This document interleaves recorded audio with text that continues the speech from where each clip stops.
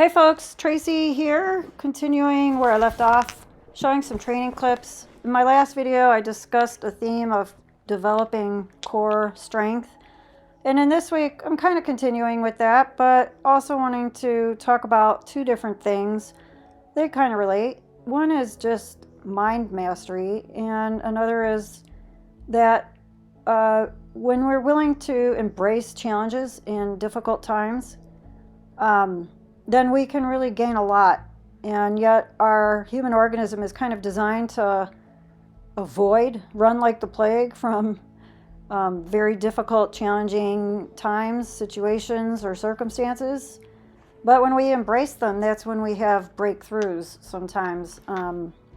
We often may need challenges to help us really grow and evolve, because it's through our challenges that we have to tap into the depths of our being and uncover some latent resources that we may not have even realized we had in order to endure a particularly challenging situation. In this here, I'm only doing 6 total chin-ups, 2 pause, and then 2 more with a really long hold at the end, 30 seconds, and then I drop to 90 degrees and hold another 15 seconds. So yes, I'm a little bummed out sometimes. I'm not doing as many chin-ups as I have in the past. After all these years of training, I would think I'd be further along. Yet, in the end, does that really matter, or is that just something that my ego is concerned about? It's the fact that I can show up and then I can really try to hang in there and do these holds, which are hard for me. I just want to let go and be done. That pushes me, even incrementally, every time I complete a training, to feel more confident. I develop more of that core strength, which is really an inner strength. And I realize that all I have to do is use my mind and I can accomplish so much more. Or I should say, our mind is either working for us or against us, our greatest ally or our greatest saboteur. If I start out to do chin-ups and think, oh, I'm just not feeling great, I'm tired, I'm not going to get many done today, I'll be lucky if I get 2 or 3, well, that's probably what will happen. If I go up to that bar, I do take a couple of deep breaths and I think, okay, today 4, today 5, whatever. Well, that's what I tend to manage to accomplish. So our minds are really creating our reality quite a bit.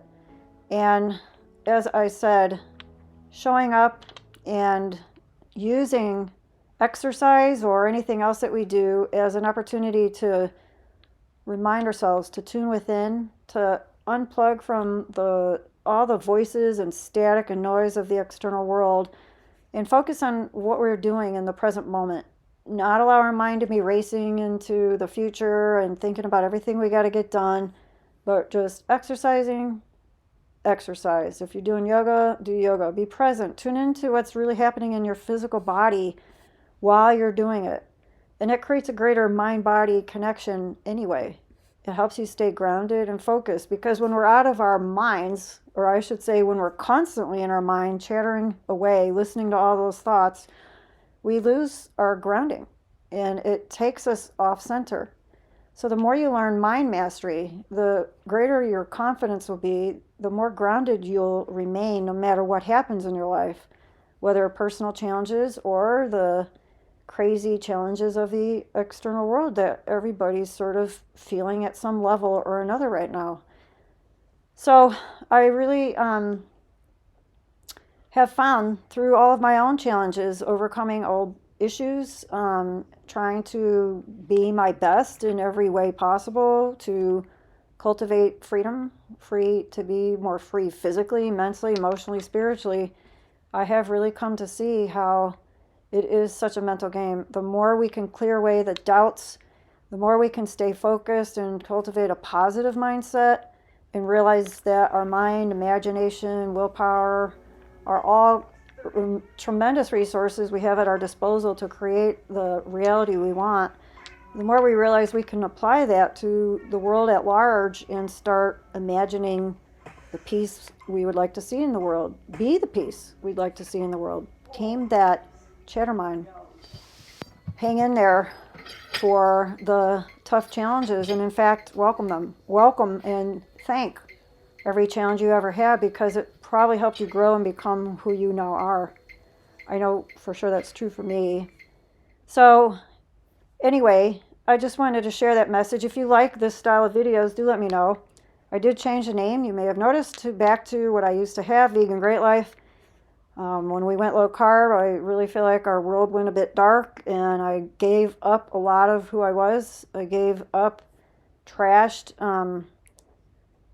all 4 books that I had written, among so many other things of value, acting as if that me that went vegan was so weak, just because that part of my brain bought into those ridiculous narratives. And I guess I had to go through that to see clearly, to see really clearly just how much the mind is working, the subconscious mind, and all those beliefs buried deep in our psyche that have an influence on our lives, that are influencing our thoughts, choices, and behaviors at every moment.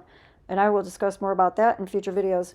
So at the end of this video, I do share another challenge I'm doing, drinking lots of distilled water, and I show my meals for the day just for today, so it's nothing too long at the end.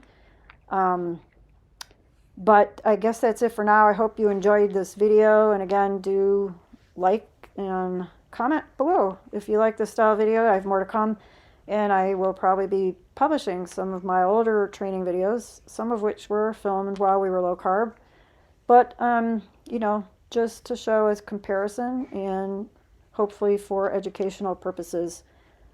And I will catch you soon. Thank you so much for watching. Bye-bye.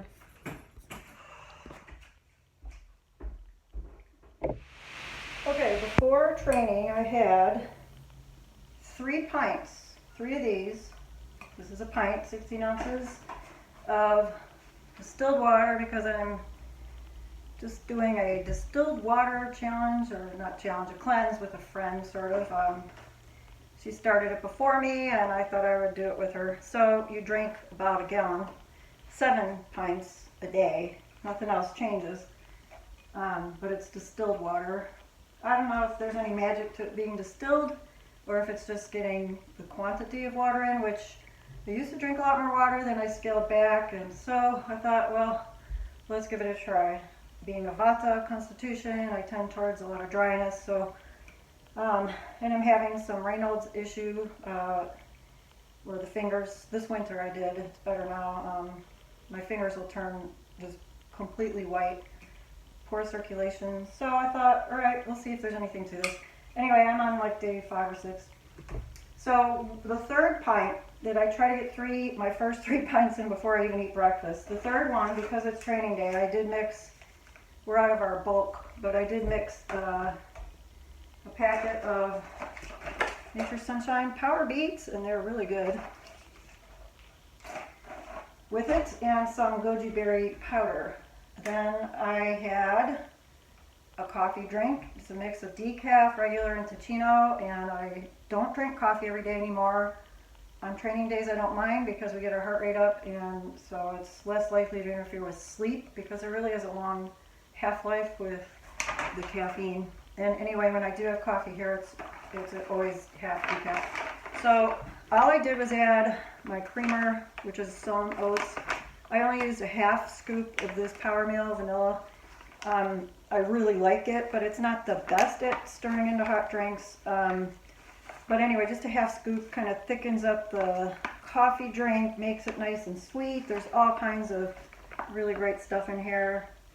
If you are interested in any of these Power line from Nature's Sunshine, I do highly recommend them. This isn't really a paid advertising, but I am a rep. So if you're interested, do use the link below. I'd be quite appreciative.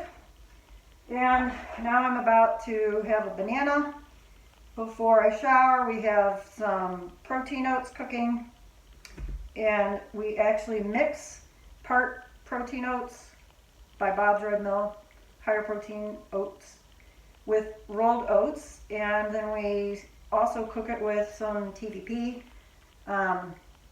and we cook it in the water and add soy milk at the end.